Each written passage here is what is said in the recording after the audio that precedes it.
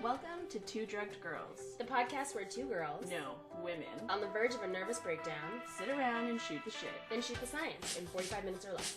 But probably more. I'm Rachel, And I'm Jessica. and we'll be talking all things millennial, sex, relationships, and pop culture. But also the latest science studies and trends being young women in STEM. And of course, being on prescription drugs. We're a podcast for women, by women. But men can come too.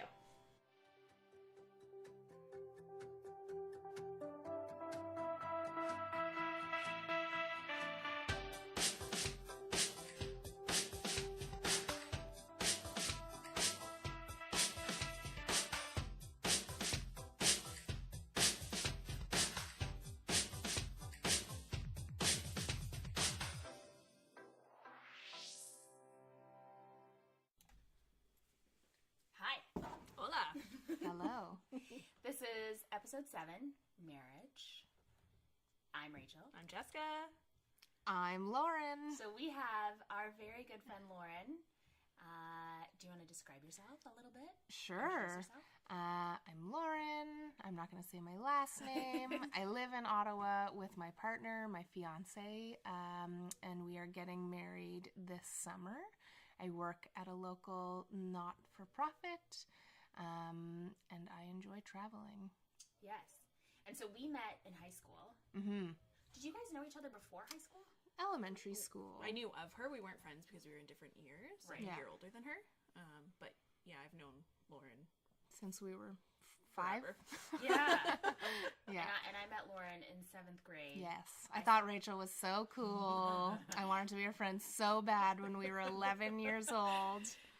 And I just did what I normally did at that time, and I complained about boys. Mm-hmm. And she listened, which carried on into high school. And the way our friendship was, me complaining, her being the excellent friend to lend her shoulder. So I'm going to just get into it. I want to start off with, I tried to watch The Bachelor. Okay. And I have mixed feelings because I feel like The Bachelor is something that I should really love, considering yes. Your reality TV I'm obsessed addiction. with reality TV. So, actually, Susie Meister from the Brain Candy podcast Yes. wrote about there was an incident, I guess, that happened between two contestants on one of the Bachelor shows. I don't know if the investigation is still pending. Oh, yes. But, so she was talking about that, and I just thought, okay, I'm going to check it out.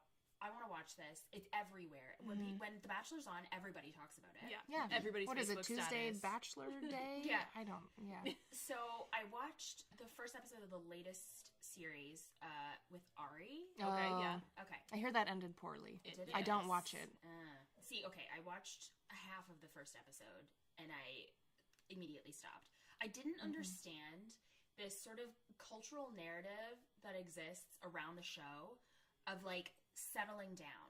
This, like, idea agreed. of, like, you know, you date and you meet people and you just, it's casual, it's fun, whatever, and then suddenly an epiphany happens and you feel like you have to settle down, and so you just go with the next person who's available to settle down. And because he kept talking about it, and he was like, you know, I've dated and I've really enjoyed it, but now I'm ready to settle down and find a nice girl to, you know, get serious with and marry. And it's like, so is the next person you're going to be with actually the person you're supposed to be with, or is it just the next available person You're who's ready to settle settling. down? Yeah. You are settling. What is that?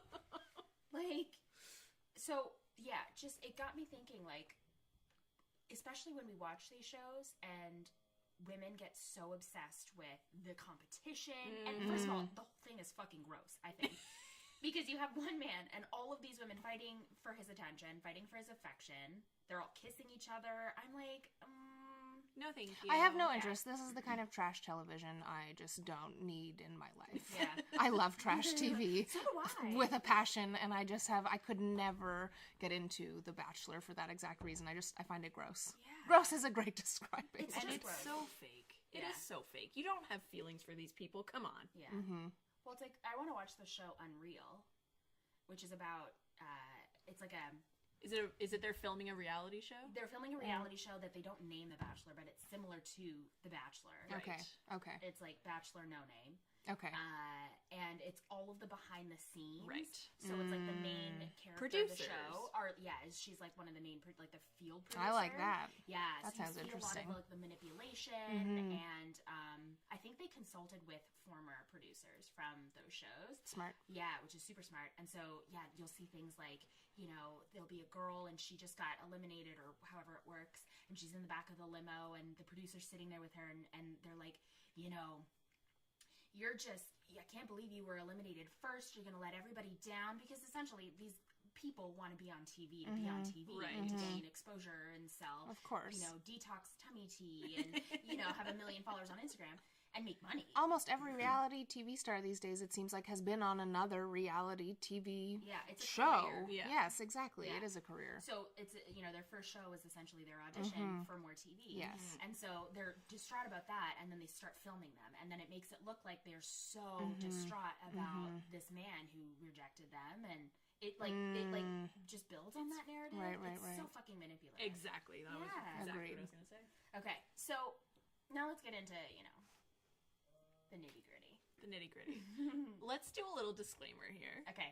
Yes, I want to do a disclaimer because I don't want this show to feel like we're bashing marriage. Because I think marriage is something that two people, or maybe more, decide they want to do. And I think that's awesome. Whatever you want to decide, whatever you believe in, if it's religion, if it's cultural, if it's, something to do with your family, absolutely, you do you. But we have a different opinion, I think. And so, if I just wanted to add a disclaimer that I really don't want this show to be bashing anybody or judging anybody who does decide to get married. It might come across that way at times. So we apologize in advance. Okay, so I read this really, really interesting article in The Atlantic by a chap called Andrew Cherlin. It was called "Marriage Has Become a Trophy.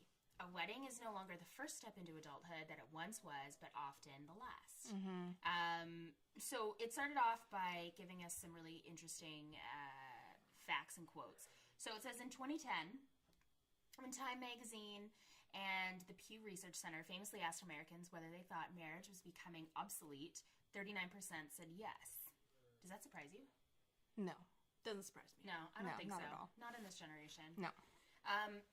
So they found sort of this interesting paradox that, now that gay marriage in the States is legal, and this data was obviously based in the States, now that it's legal, they're finding more and more same-sex couples are taking the opportunity to get married. Of course. But what they found actually is that when they looked at the demographics, it was more older couples, so people who were, 50 years and older who Right. were taking advantage of this. And so while there was sort of a big boom at the very beginning of 2015 across the States, that sort of died down, and their marriage rates are starting to come up to heterosexual couples' marriage rates, which totally just makes sense to me, because I think, if it's something that you grew up knowing that you didn't have the right to do it, like if it was just not within the realm of possibility, and now you do have those rights, and you still grew up in a time where marriage was something that was sacred, it was something that, was just what you did, to be able to take advantage of that opportunity, I totally get it. Yeah, I mean, I completely agree. I think regardless of anyone's feelings about marriage, everyone should be afforded the option of opting into marriage or not. And I think that was the most important part, obviously, when gay marriage became legal, was that this was now a choice and not just a non-option. Right. And of course, to me, it makes a lot of sense that same-sex couples over 50 were getting married because they'd been together for 30 years, some of them, and they really wanted that to be married. And I do find that older folks are getting married more, and I have a lot more friends now who are, partners, and they don't plan on getting married, and I have a lot of friends now who are also divorced and don't want to get married again. Right. Which is really, it is a common pattern, and I think that it's a really individual choice, and there's a lot of different reasons behind why you may want to get married or not get married. I think it's really complex. Yeah, I agree. Okay, so to the meat of the article. So they found that the American pattern right now is as such. For many people, regardless of sexual orientation, a wedding is no longer the first step into adulthood, but often the last. So it's a celebration of all that two people have already done in their life, unlike a traditional wedding, which is more of a celebration of what the couple will do and the beginning of their life. Right. Fully agree with that. So according to the Census Bureau, the median age... You all right? The burrow? Are they hedgehogs? The burrow. Sorry, Bureau. Thank you. The median age at first marriage, the age at which all marriages occur, was 27.4 for women and 29.5 for men. It's pretty bang on. Yeah.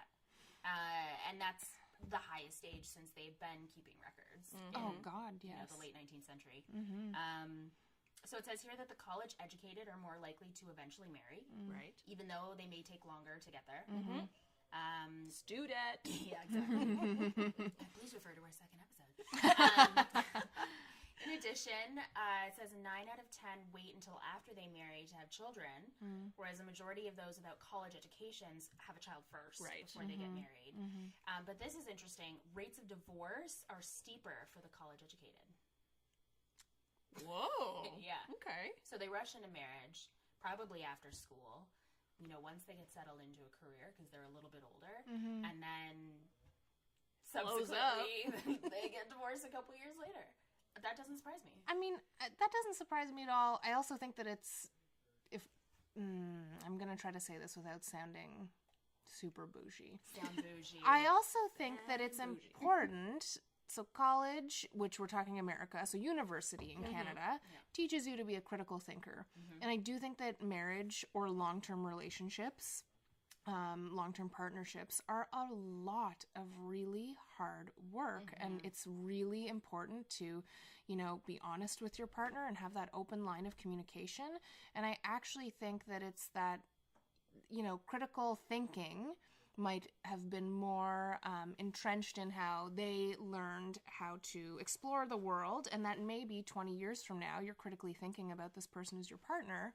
And I learned something really interesting. Just for reference, my partner and I did therapy this past summer, not because there's anything wrong with our relationship, but because I use the analogy that you take your car to go get checked, when your service is due, and you don't just run it into the ground and then take it to your mechanic and say, hey, fix this. So we went to therapy, which was fantastic. And it is interesting because our therapist made an interesting note, which is that a lot of couples come in and say, like, you've changed. It's been 20 years and I don't even know you. Yeah. Well, of course you don't, because you haven't checked in. You haven't checked in. And it's also completely realistic to be a different person if you're 25 or 45. And it's about growing together and realizing, like, though you're marrying this person now, that might not always be the person that they're going to be. And you either need to be okay with that, or if you decide later in your life, not okay with that. I think I'm a strange getting married person because I actually think marriage might not be forever for some people, and that's okay. It's not this earth-shattering, forever till death do us part. It's something that, we want to do now and that we hope we're together for ever, but that there needs to be a reality behind it, which is that people change, and that's okay, and you might not like that later in your life, and it's okay to just not be miserable and together and be happy and apart. And I think that there's honestly nothing wrong with that. Yeah. Question, are you using a lot of that traditional verbiage in your service? We're using none of the traditional verbiage in our service. Yeah. We are, our families joke that we are the least traditional wedding. Yeah. Just for reference, Jessica is in my bridal party, so she knows all about this wedding stuff, but we are not traditional in any sense of the word. There will be no till death do us part. There certainly will be no, you will not sleep with anyone else. Yeah. There's going to be none of that because you don't know. Yeah. You don't know. Maybe we'll have an open relationship later in our marriage. Maybe that's what's right for us when we're 43 years old. Like, we really don't know. So the certainty of it all, our vows will be around love and respect and caring for each other, which will always be true, regardless of where our lives may take us, but not, and you shall be together until death do you part. Yeah. bound by this marriage in front of the law and your friends and family. We're Do not. you take this woman to be yours? Yeah. We're No, not doing he ain't that. taking me. No, I take myself. I choose to be here. Exactly. Okay, so I really, really liked this section. They talked about Norway and Sweden and how in those countries a majority of the population does marry. But weddings often take place long after a couple starts to have children or even after all of their children are born. So the median age at first marriage in Norway is 39 for men and 38 for women. Hey, I like it. And it's about 6 to 8 years higher than the median age at first childbirth. So Norwegians told researchers that they view marriage as a way to demonstrate love and commitment and to celebrate with relatives and friends the family that they have already constructed. Yes, I really love that. I love that, and that to me speaks to our decision to get married. We are not having children. So we've bought our house. We are essentially done with all of the big things in our lives, which is what you were talking about earlier. And to us, which this is likely not a popular opinion, but our wedding is a big party with all the people that we really love. And we want them to be there to share in our love, but that it's more about that party. And after the wedding, that's kind of it. We're not having kids. There's no more life, huge life-altering steps for us to go through. Well, see, and I think people get caught up in that, though, these milestones or life milestones, where it's like, you graduate high school, you graduate university if that's your path, you start in a new job and you start your career, then you get married, and then you have your children. And then people kind of say, then what? Do you know what I mean? And I feel like that's where a lot of the questions of who even are you come into play when couples, their kids are grown, they're more self-sufficient, or they've already moved out. And then they look at their partner and they're like, I have no idea. I don't know who you Exactly. I don't even know who I am. I don't know if I want to be here. We focus all of our attention, all of our energy on other things and the milestones that life says we're supposed to have, our culture, our society says we're supposed to have. And then they're left with nothing. And so I just think not getting caught up in these milestones and actually thinking about whether or not it's right for you. If you want to get married, if you want to have children, if that's for you, then awesome, go do it. But think about it. Don't do it just to do it. Just because that's the next step of what you should be doing.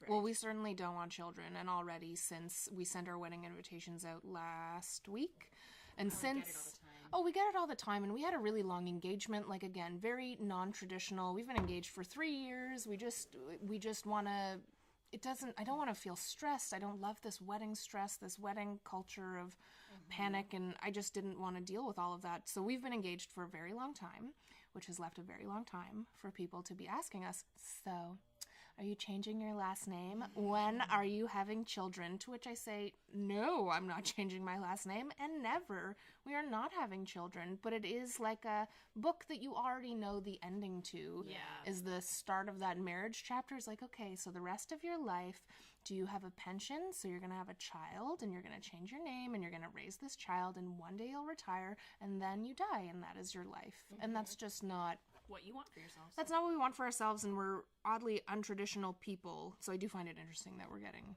married. Yeah. You're selling out.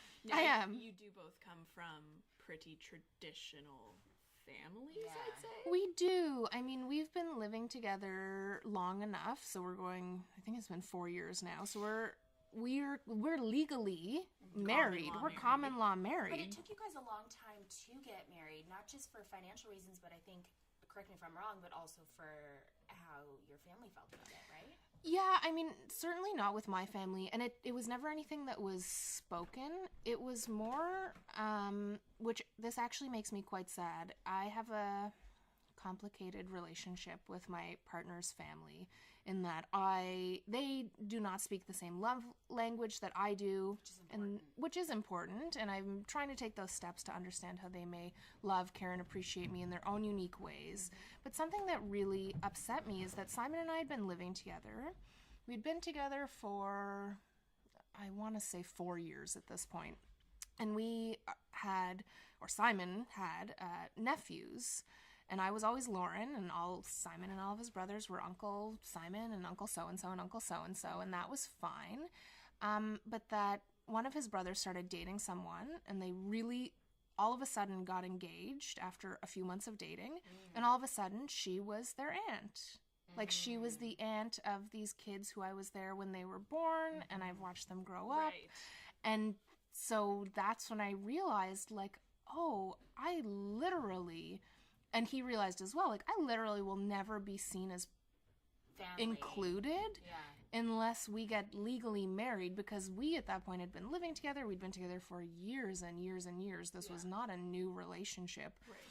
And that's when we realized if we really wanted to be seen as, you know, family, and I actually don't think that my in-laws are family at all, but I think that was a sobering and upsetting reality. That's tough. And it made me really upset. So to me, that's kind of where we looked at marriage and we're like, well, I guess we should get married. Like, I guess it's not good enough to just live together. And that, to this day, I don't know if now we're into 8 years of being together, I don't know if I would ever be Auntie Lauren. Like, I truly don't know that. And the second we got engaged, I was like, oh, soon you'll be part of the family, blah, blah, blah.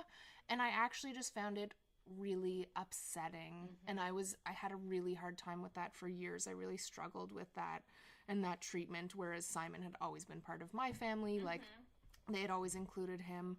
And to this day, with our wedding coming up in 5 months, I'm still getting like, soon you're going to be a part of the family.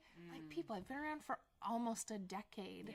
I don't understand that So mentality. this one big party suddenly makes you a part of the family? Like, it doesn't make any sense. No, exactly. And Simon and I even had originally planned on just like eloping, immediate family. We were going to go to Prince Edward Island, get married, and that was going to be it. And then it became well, no, if you're going to get married, you're going to have a party and your whole family's going to be there. At which point, which I talk to Jessica about all the time, once you decide to have a wedding, Everybody wants in it. well, you really have to commit to having a wedding. Like, you have to feed people, obviously.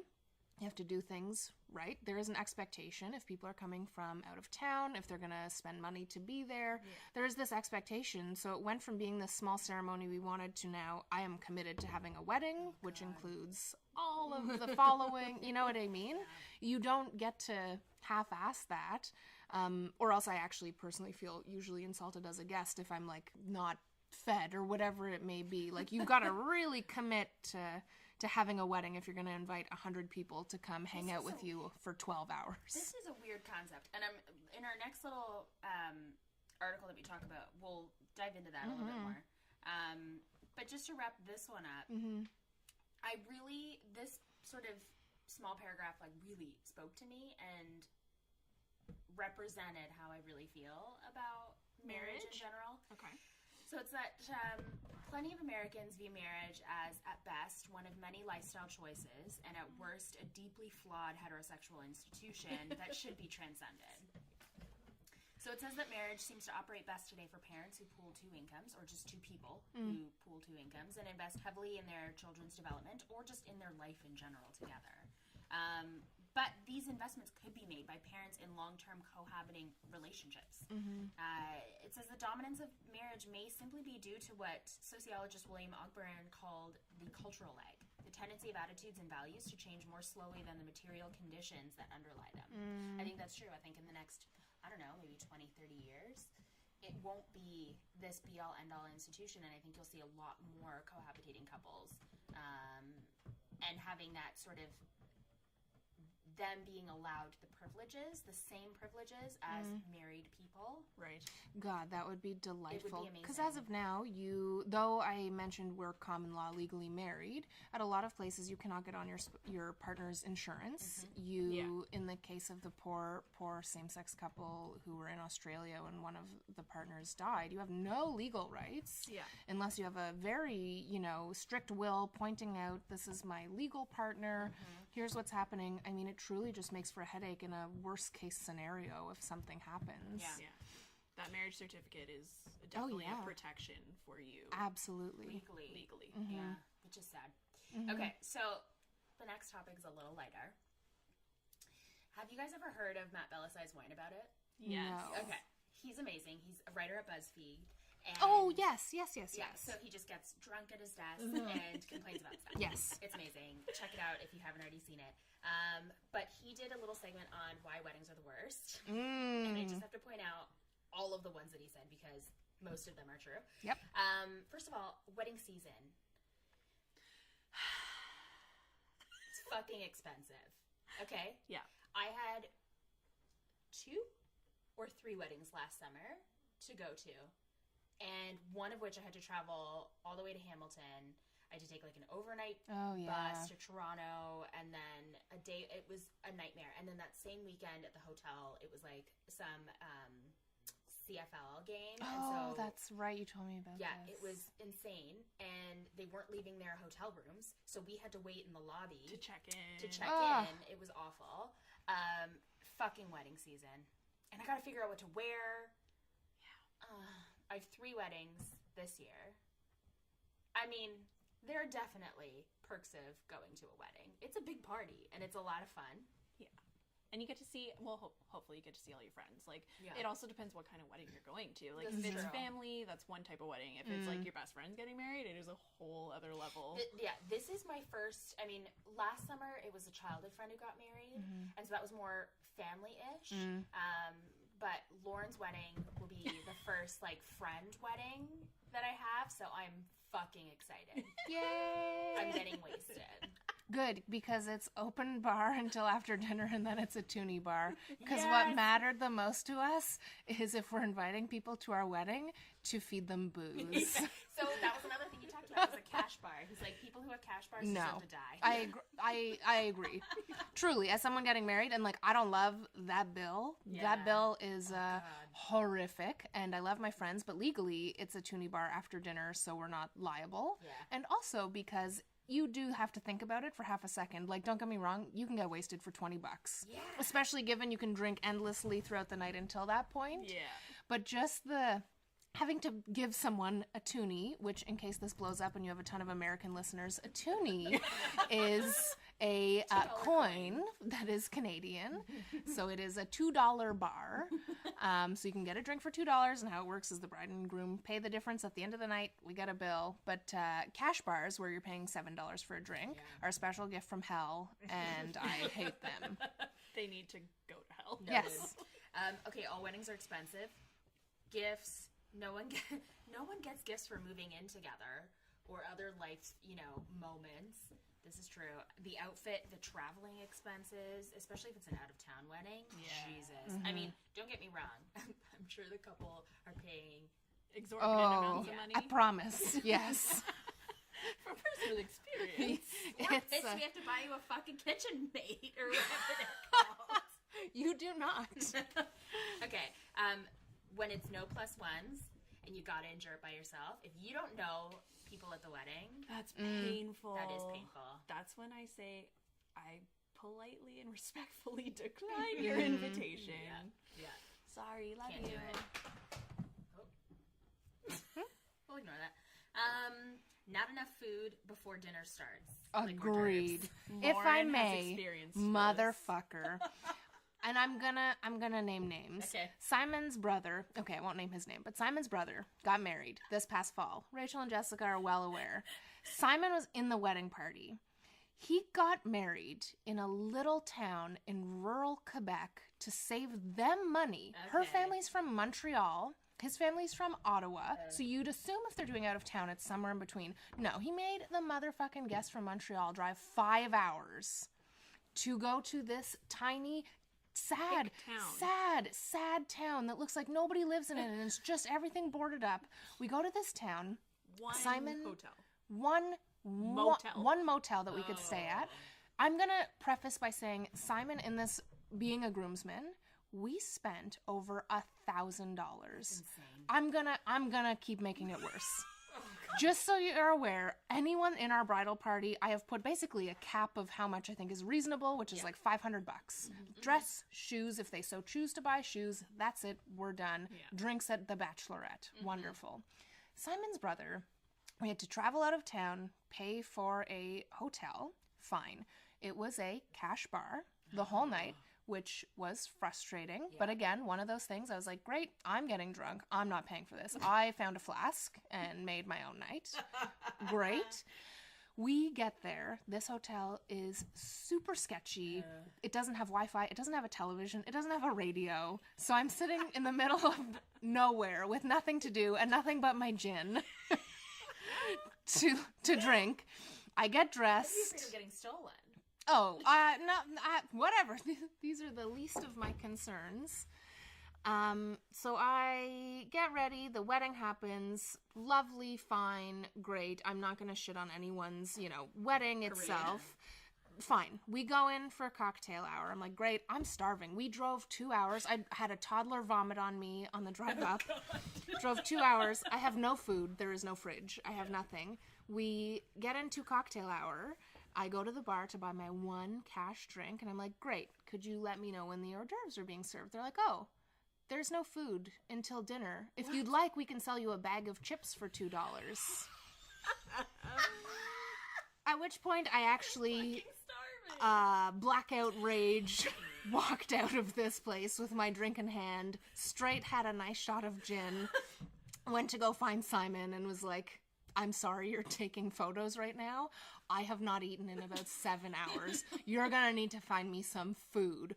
His brother packed a Costco-sized amount of protein bars, whipped them out, and we all ate protein bars until we got to eat dinner. Cocktail hour was 2.5 hours long. Oh my god. Were they trying to get people drunk? I don't understand. They weren't paying for the booze. They were just cheap. Truly, this is the cheapest wedding I've ever been to, which is why I said earlier, like, if you commit to having a wedding, you got to do something for your guests. Like, you got to... So we gave them they asked for cash, so we wrote them a check, like a $200 check, which is what you do, where we were not fed, not given booze. We had everyone at the wedding come up to us, because we're family, going, so is there, like, wine on the table or anything? I was like, no, there's not. We pay for all our own booze, everything ourselves. There is the meal, and then there is a slab cake for dessert, and that was it. And we wake up the next morning for breakfast, which we're also paying for ourselves, which that to me is reasonable. That was the most expensive but also worst wedding I've ever been to. Crazy. All in all, I believe we spent like $1,200 on the bare necessities, which is a gift, our booze, Simon's suit. I recycled an outfit, but like gas, having to stay overnight. Yeah. Why do people do this? Why do people do this? If you cannot afford to have a wedding, don't have one. Yep. Go do it in Ottawa, get married at City Hall, invite immediate family, and then have a barbecue. Like, that's just not fair to ask people to do for you. I agree.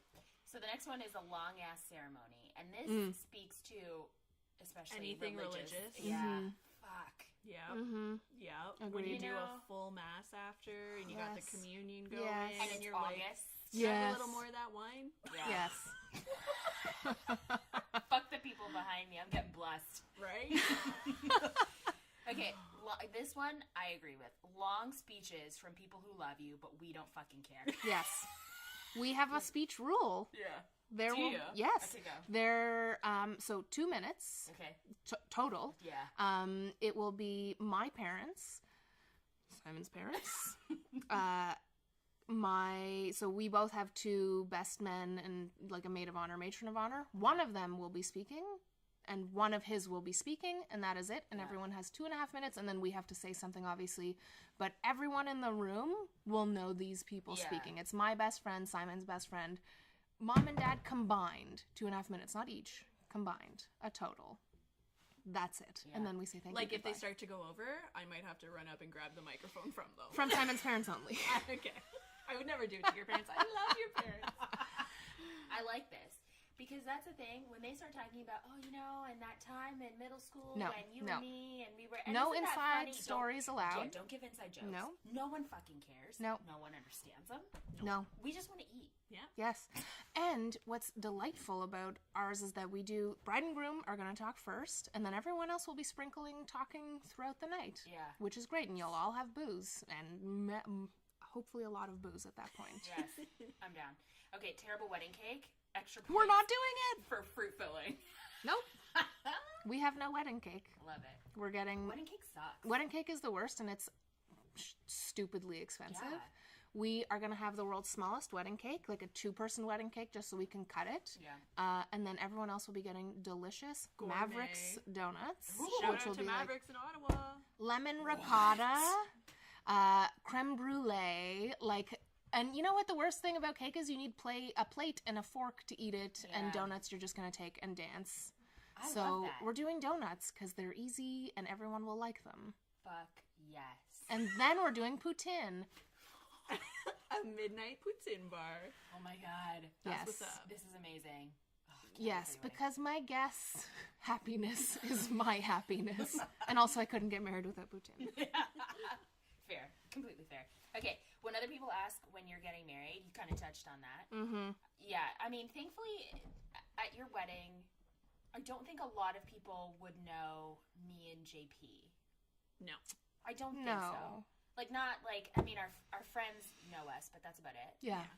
And your parents have enough sense to not ask when we're getting married. Oh, God, yes.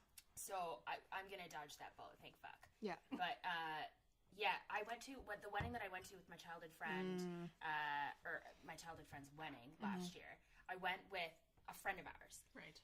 And, you know, we're all good friends.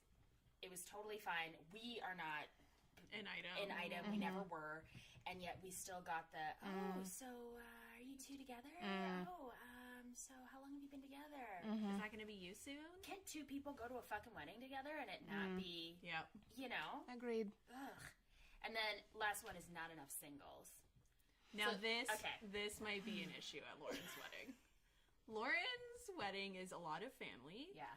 and friends, but all of her friends are coupled Shacked up. How many single guys are there, Lauren?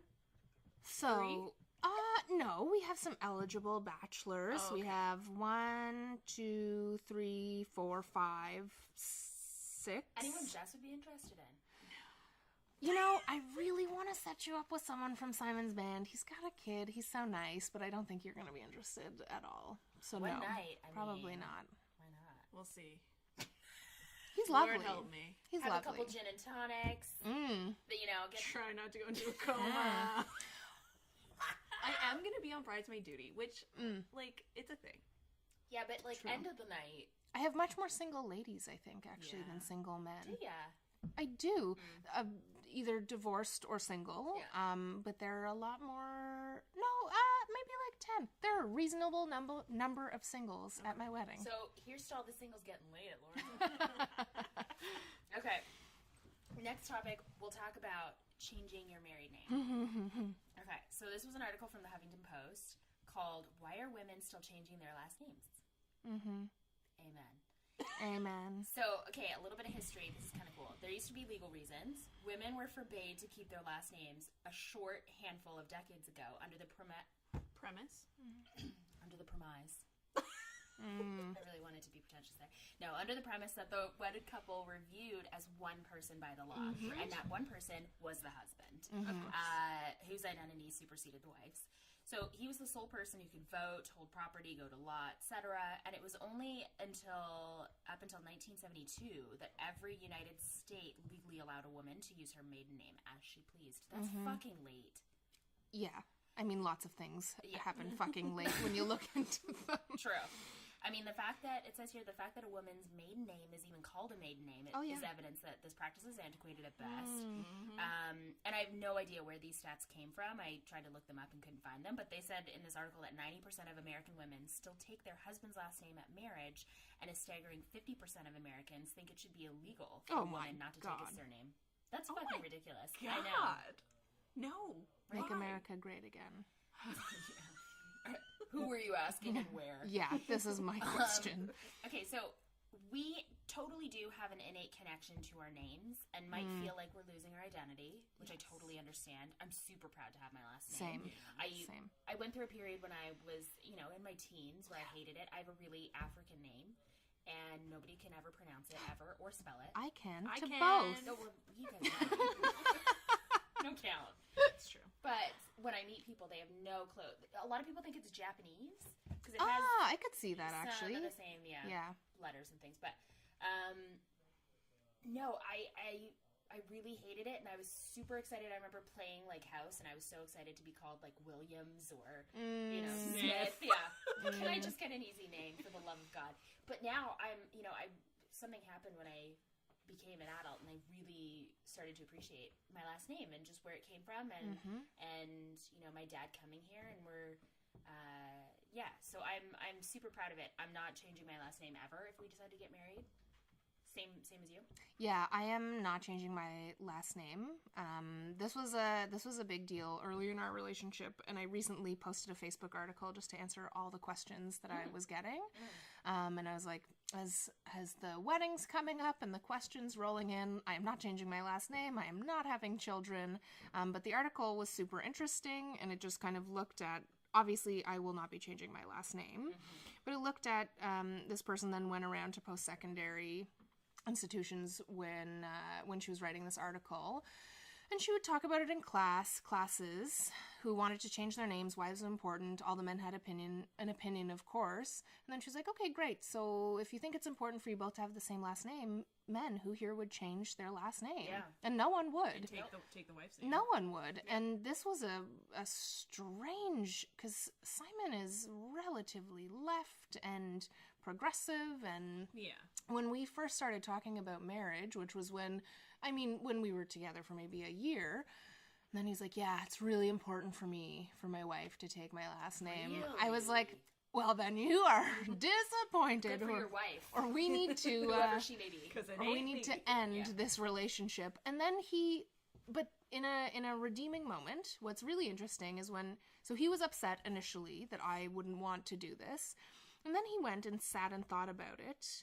And he was like, why do I want this? He's like, it's just because it's what's, I'm air quoting, normal. He was like, I literally don't want this for any reason that has to do with me. It's just that I don't want to be abnormal. Like, what a dumb decision that was. So we worked that out. Good for him. He's a good critical thinker.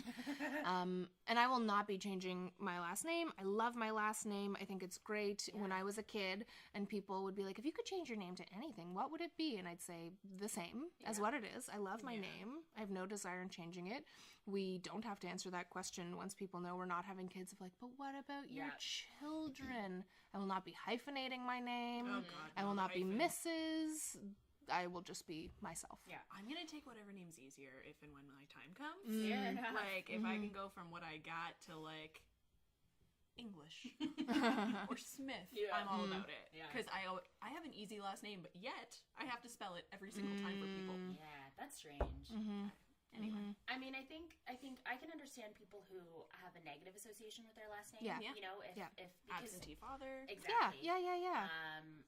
There are reasons, or somebody in their family, they're trying to, I don't know, distance themselves from, of course, for whatever people reason. Have complicated relationships with their family. I totally get it. And in that case, do what you want. Either way, actually, do what you want. Yeah. But either way, do what you want, but I also think that it's a good idea to sit and think about things. Yes, make an informed decision. Make an informed decision. Sit and think about it. Don't just be like, well, of course, because, it's Cinderella, and that's what you do. Sit and think about it, like Simon did.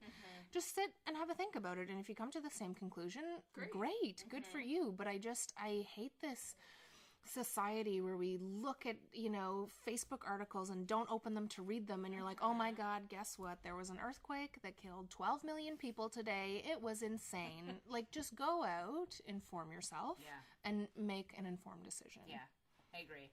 Okay, so the last part of this article I really agreed with. They talked about how it could be important for some people to have the same last name for their whole family, when they have kids. But what about taking the woman's last name, kind of like what you were saying? What about amalgamating last names or creating a new last name for this new family? For those who say it's unfair that a man take a woman's last name.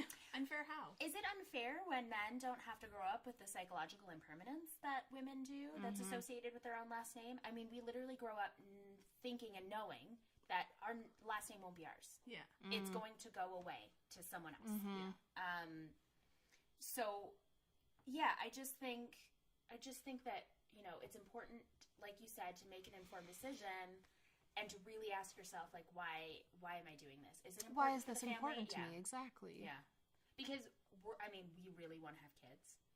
So we're kind of the opposite to you. Rachel is pointing at her and Jessica. I, Lauren, have no interest in having children. Right. So, we don't know what our kids' last names will be. No. I don't know. I actually had a conversation with my mom yesterday, and we talked about how my mom is the youngest Yarber girl. And all of that generation, they're all girls. So they all have different last names. They've married. Their kids have different last names. So she's essentially the end of the Yarber line, which started in, like, the 13th century. Wow. Yeah. Like, we're in, like, the English peerage. Okay. And as part of, like, the, you know, the royal families and Very stuff like cool. that, which is super cool. So JP and I had the conversation yesterday about, you know, maybe, who knows? Okay. Our last topic, we're going to shoot the science a little bit. Oh, boy. This is bleak. So this is a study that was published in the American Journal of Medicine in the last couple of years. So it was by a couple researchers in the University of Massachusetts. And the study was done to measure the effect of recent divorce on cancer-specific outcomes. Oh, shit. I like this. Right. Keep going. So they had decent sample sizes, just short of 84,000 patients with two malignancies diagnosed 12 to 60 months apart from the early 70s to 2006. And this was from the Surveillance Epidemiology and End Results database. So these patients were asked questions about their marital status at each diagnosis, which was analyzed with associations between various types and stages of cancer, type of treatment, and survival rate. And they found that recent divorce, which represents an acute disruption of a person or patient's social support network, was associated with the worst cancer outcomes, followed by long-term divorce. So clinicians should consider recent divorce as a risk factor for worse cancer outcomes and encourage appropriate screening, treatment, and access to social and financial supports for recently divorced patients. That is not shocking at all to me. I had a friend who very recently went through a divorce and a separation, and just watching the physical ailments that she went through because your stress level is higher, you are sleeping less, she was a single mom, so you're taking care of your kids more. Going through all of that, I've never seen her so sick, so consistently, even just colds. And when you're talking about cancer, getting a cold when you have cancer is awful. I read another follow-up study that they took a look at immune risk profile, and it was the same thing. They took a look at some immune factors and found that they were lower during this severe period of stress. Because when else are you going to be stressed out, especially if you have children? Oh, God, yes. You know, you're going through a separation, your life is completely changing, and you go from a two-person support system to a one-person support system. And if you don't have family around you, or close friends, like a network of people who can support you, then... Like that spouse was your person. And you don't have that anymore. What do? You have to find it elsewhere. Or you don't have it and you go it alone. Or you don't have it, you go it alone. And I will not name names or scenarios, but there is someone I know who is going through a separation right now, and both herself and her partner do not have any family in Canada. They do not have a large support system of friends. They have maybe one or two close friends each, and on top of all of that, they have a 3-year-old. And like the level of stress and sickness and exhaustion and depression and all of these things that we're watching this person go through is shocking. But all of that with the end result of hopefully being a happier, healthier, better person. But as a cancer patient, you might not have that possibility. Like that might not be... What do you have to look forward to? Well, exactly. What is it that you're aiming for if you're going through that and you're actually... I mean, that sounds terrible. Worst case scenario for everything. You have cancer and you're going through a divorce. Like, doesn't get much worse. So, pretty grim. I guess it says, stay married. I mean... But it's staying in an unhappy marriage. How much stress while does you're that sick? produce? And that's exactly what it is, because every one of my friends that I know who's gone through a divorce, which is a relatively high number given how young I am, but noted most of my friends are much older, in their 30s and 40s. Watching them go through the misery of being in an unhappy marriage, the extreme misery of going through a divorce, but seeing them a year later coming out of it being this like wonderful, happy, flourishing person. And that really is like to go back to that critical thinking, checking in with your partner, going through all of these things, because even one of them made a comment like, oh, I really didn't know my husband in our therapy sessions at the end of it all. And I didn't know him, and I didn't know he felt this way, and we couldn't communicate. They didn't. They communicated through email about anything really difficult. Wow. And that's just where they got in their lives. They had been together for 18 years. Wow. And that's just where they were. And so to me, even though when things get really difficult, it might feel trying or exhausting to have impossible to have a sit-down conversation with your partner, it's so important. And Simon and I do plan on every single year, because therapy is expensive, every single year we will go through basically a check-in with our therapist where we'll do 5 to 10 sessions, maintenance every single year. I like that. And do that to keep us honest with our communication, to make sure that we're treating each other with respect, and we're fighting fair, because fights are going to happen, but you don't need to fight mean. You fighting fair and all of that, so we do know each other as we continue to grow throughout our lives, and we do have those check-ins, and we see that even if we're becoming different people, we're still either in it together or we're not. And then it's not a shock, surprise, any of those things. Right. Yeah. It's really, it boggles my mind how important communication is and how it doesn't get the respect it deserves in a long-term partnership. Well, yeah, because it's not only important for you guys, because you might have different methods of communication, talking about love languages. It's like, it's not just about receiving the kind of communication that you receive the best. It's also then giving your partner the communication that they receive the best. Right. Which is so much easier said than done. And for your listeners, there's a wonderful book that you can read called The 5 Love Languages. Essentially, everyone speaks a love language and needs to receive a love language. And they're not always the same, but basically in a perfect world, your partner speaks and receives the same love languages and you're all happy. Whereas in my relationship, my love language the love language that Simon needs, his top love language that he needs, is my bottom that I give. So having that consciousness where at the end of every day, his love language is physical touch. So things like, a back rub or a hug.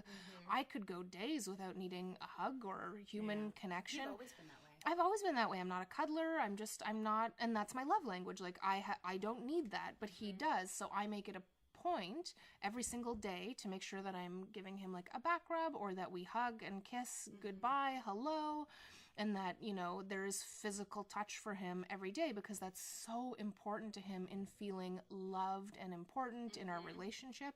And he in turn does the same for me, or at least he tries to. Mine is acts of service. So doing things like taking out the garbage without being asked, or, doing things, doing things around the house. Like, don't get me wrong, we're not perfect. Things slip and fall and all the rest, but the love languages are important to be aware of and to try to work with your partner's love language. And also, if anybody out there has a man partner who actually takes out the garbage without being asked, can you fucking email me? Tell me, how do you do it? I can't. Therapy. Therapy. No, he's actually great about... I know, I need to go to therapy. He's great about recycling. He's great about recycling, but it's the cleaning stuff around the house. He's a big eye roller. Oh, yeah. Oh, we've talked about this. And Simon does the same things. It is not perfect. No. It's just, if they don't see it, it's not a problem. What is up with that? It's so gender specific, I swear. I hate to say. Because that's how we were raised as women. Yeah. Truly. There was another interesting article, not to get back onto articles, that I read about the difference in, how boys are raised and how girls are raised. And when a girl has her bedroom clean and tidy, they're like, that's your job. Very good. When a boy cleans his room, it's like, oh my gosh, so Bobby, I'm so proud of you. Do you want to pick dinner? Treat? Yeah. Do you want to pick dinner tonight? I can't believe you did that. Look at this. You've organized your socks. I'm so proud of you. But when the sister does the exact same thing, it's just the expectation. That's so interesting. It is entrenched in how we are raised, even with the best meaning, most loving parents. Yeah. It's been passed down. And it's in the little minute things that you don't even think about. My 22-year-old brother cannot cook to save his life. Yeah. We all, and me as the oldest child, were taught at least how to boil some macaroni. Yeah. Read the instructions of Katie. Well, yeah, exactly. I mean, at least how to do something. But it blows my mind, even amongst adult children, watching that different dynamic and what's expected and what's not. Yeah, especially because he's the middle child, so they had and there's a bit of an age difference between you and your other two siblings. Yeah. So they had a while to get stuff right, and then they were just. It's true with boys. Mm-hmm. Boys aren't expected to be organized. No. And to be meticulous about things. And I look at my nephew who is organized, and we joke, oh, he's so OCD, he's neurotic like his mother. Right. It's a bad thing. Yeah, exactly. It's not a bad You just said thing. like his mother, Exactly. right? So it's okay It's for the females or the siblings, sisters, but if it's a boy, you're like, oh God, what's wrong? Why do you want to organize your toys like that? Why are your books colorized? Should he be analyzed? Yeah, exactly. Okay, I think that's it. Yeah. Thanks for joining us, Lauren. Thanks for having me, gals. It was a lot of fun. This is lovely. I hope we can have you back again for something else. I would love to come back. You know, I have many rantable topics stored away. Rants and bands. Rants and bands. Mm-hmm. Okay. Well, thanks for listening, and we'll see you next time. Yeah, I'll see you next time. Bye. Thank you for listening to the Two Drugged Girls podcast with Rachel and Jessica. This podcast has been brought to you by no current sponsors, so connect with us at twodruggedgirlspodcast@gmail.com. Subscribe to our podcast on SoundCloud and leave us a review. Don't forget to catch our next episode. Stay cool. Bye.